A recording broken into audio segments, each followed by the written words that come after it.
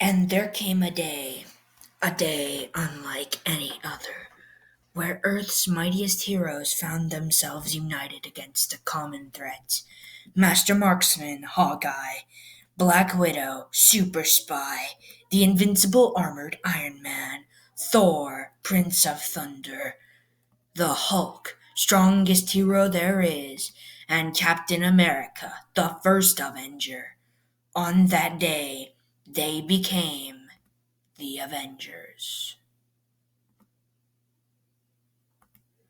Hello and welcome to Movie Central, the place to talk about movies, TV shows based on movies, toys based on movies, games based on movies, and theme park rides based on movies. I'm your host, Mr. CCS, and this is my pet gorilla, George.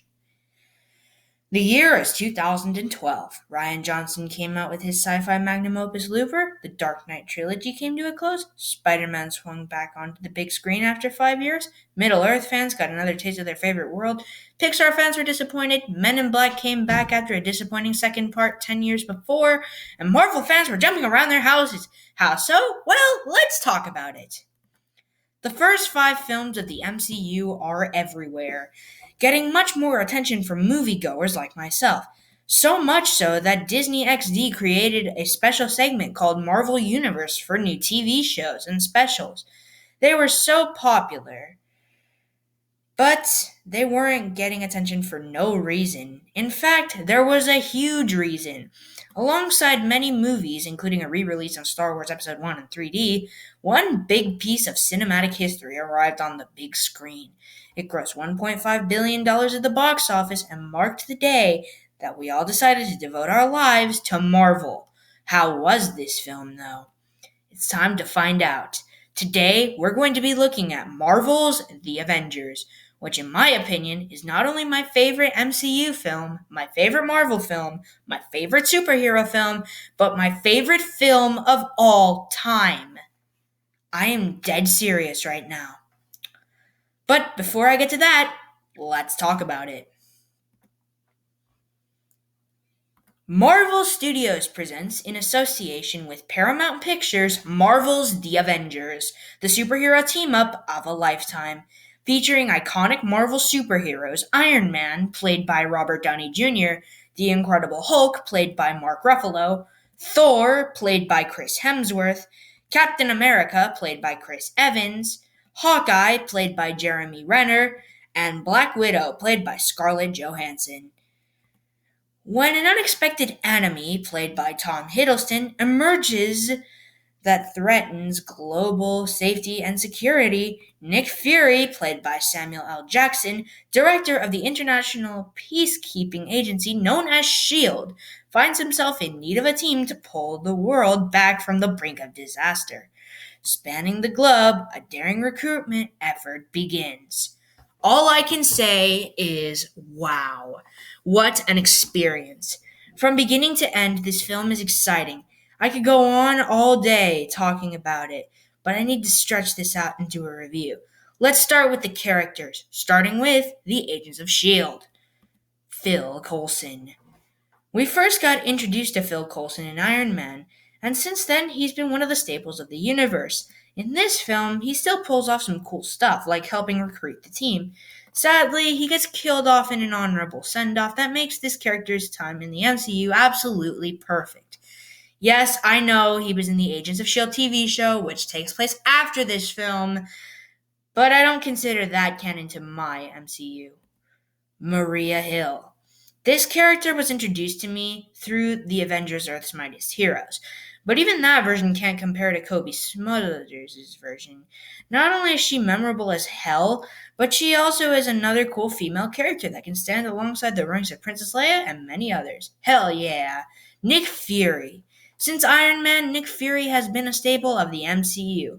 He may have very few lines, but when you realize he's more important to the story than you thought, he is awesome. Even though Samuel L. Jackson was in his 60s while filming this, he still pulled off an action-packed performance, which is the most important thing you need to do. Okay, now we have our villain, Loki. Loki was introduced to me through these films, and he is one of my favorite characters in the universe. He was my favorite character in the Thor movie, and he is one of my favorite Marvel villains in the universe. This time he kills people and helps execute a very devastating invasion of Earth. Thankfully, the Avengers stop him. One more thing to point out about Loki was that he was the first villain in the Avengers comics, which makes him the right fit for the villain in the film. Thanks to Marvel Studios for noticing that crucial detail, or we would have had a mistake made in films like Justice League. Hashtag Snyder Cut. Okay, now it's time for our heroes of the story, starting with Clint Barton, Hawkeye. Now, I got introduced to this character in the Avengers Earth's Mightiest Heroes, and I thought he was great in that. But this version of the character is my personal favorite. He starts out in the movie being mind controlled and working for Loki. However, by the end, he starts being a valuable member of the team. He saves kids and helps out take out T'Chari soldiers. And he does it with only his bow and arrow. He may be the most lame of the Avengers, but he is still an awesome superhero and an awesome character. Natasha Romanoff, Black Widow. After her very dashing performance in Iron Man 2, ScarJo brings it again with her fabulous performance of the best female superhero of all time. She can flip, she can run, she can shoot, and she can do anything. That's because she's awesome. Rock on, Romanoff, rock on. Tony Stark, aka Iron Man. Ah, yes, the ringleader himself. Iron Man started this series in a fantastic movie, and then a mediocre sequel, and finally my favorite movie of all time. He's got a great suit of armor designed by the Stan Winston Company, the people behind Jurassic Park. Whenever he flies, my mouth falls to the ground. Whenever he saves someone, my mouth falls to the ground. And every time I watch him save the city by flying a missile into a wormhole, my mouth falls to the ground with a loud thud. He's just that cool. Thor. Now, I said in my review of his own film that I found Thor as a bratty nuisance, and I only enjoyed him in the final act. The Thor from the final act of his own film is the one that is in this film, and he is awesome. At first, he is against being with the team, but he is convinced to join when Loki escapes captivity. When he fights, it's fun to watch the T'Chari soldiers fall thanks to his bolts of lightning. So yes, Thor is a huge improvement over his first appearance in his own film. Thanks, Marvel. Bruce Banner, aka the Incredible Hulk.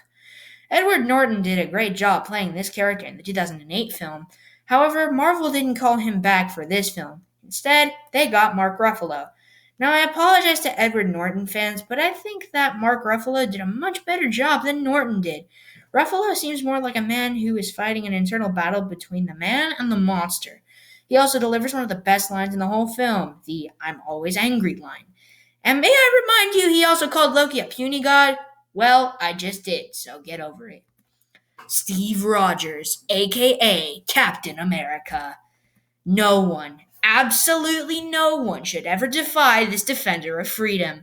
He's been in ice for 70 years, and he still has his skills. He can throw his shield, he can give orders, he can fight, he can perform gymnastics, and he can tell old man jokes. No, really, he can. Link in the description. Captain America is the Star-Spangled Man, but he is also the perfect leader to a team like this. I've gotten through all the characters now, so how are the visuals? For a 2012 film, the visuals still look incredible, from the helicarrier, to the T'Chari, to Iron Man's armor, to the lightning, to the power blast, to the Hulk. These are still some of the best visuals in the MCU. Though not the best, they're still awesome. Now, we've got the music. When Alan Silvestri does a score, it never fails. He created an amazing score that still resonates with me. The main theme is still going to be my personal favorite, link in the description, but the rest of the music is iconic in every way. And now, it's time for the action. I love all the action scenes, so I'm only going to be picking my top 5 favorites, just like with the Captain America review. Number 5, the opening sequence. This is the scene that gives you the immediate impression of what's come, and it is awesome. Number 4, Black Widow versus the Russians. It's really cool to see a character like Black Widow again, still doing what she did before, just as a little bit of an older girl. Number 3, The helicarrier sequence, easily one of the most heart-pounding moments, split into 4 parts ever. The first is Iron Man and Captain America fixing the engine. The second is Thor versus the Hulk and Loki. The third is Black Widow's experience. And the fourth part is the S.H.I.E.L.D. agents' perspective. How cool! Number 2, Iron Man versus Thor versus Captain America. One of the best superhero versus superhero versus superhero moments. The big 3 should have easily crossed paths like this. But this still isn't the best action scene in the movie. That goes to number 1, the Battle of New York. This has many great moments in it. The first is the way it begins with the heroes slowly coming in. The second is the way it plays out with all the heroes in different areas. The third is the ending, where all the heroes watch as Iron Man saves the world. But my favorite moment is this, the team shot. This makes me geek out every time I watch it. Sure, Avengers Endgame had the better final battle, but this is a great place to start. So what's my final verdict? Well, I'm going to do it a little differently. I want to say why this movie is what it is for me. I won't forget when my dad took me to see it on this opening day, which was May 4th, 2012, when I was only 5 years old and I was in preschool. He took me out early to see this movie. It was my first PG-13 movie I ever saw in the theaters. My dad continued to tell me that it would be very loud, very violent, and very, very, very cursy. But I was just excited to watch it. I remember sitting in our seats, popcorn and fruit snacks in hand, the trailers played, and then the movie began. I loved it so much that I went to see it again with my mom. Both my parents enjoyed it a lot, but not as much as me. Part of that has to be thanks to the director, Joss Whedon, who is a great guy. He helped write this movie too. And he makes the jokes sound fluent and needed, as opposed to some of his other work where he just throws it in your face. As a 5-year-old, these jokes were funny to me. Yeah, I laughed at almost all of them, partly because the audience was, but whatever. I saw this movie many times on Blu-ray and DVD when it came out, and even more through digital streaming services, and I really can't thank anybody enough who worked on this movie. So, thanks to the cast, thanks to the director, and thanks to Marvel, who turned out one hell of a movie, with a great story, great characters, great music, great effects, and great action. I definitely recommend this movie to anyone who loves superhero movies or movies in general. This is my favorite MCU film, my favorite Marvel movie, my favorite superhero movie, and my favorite movie of all time. And that's why I can't give it anything but a solid 10 out of 10. The best thing about movies I have ever seen. So that's it for this video. What are your thoughts about the Avengers? Leave your thoughts in the comments section below. If you enjoyed the video, please like and subscribe. Tune in next week when I take a look at the beginning of a new Star Wars era, the Disney era. With that said, I'm Mr. CCS, this is Movie Central, and that, my friends, is a wrap. See you next week. Avengers Assemble!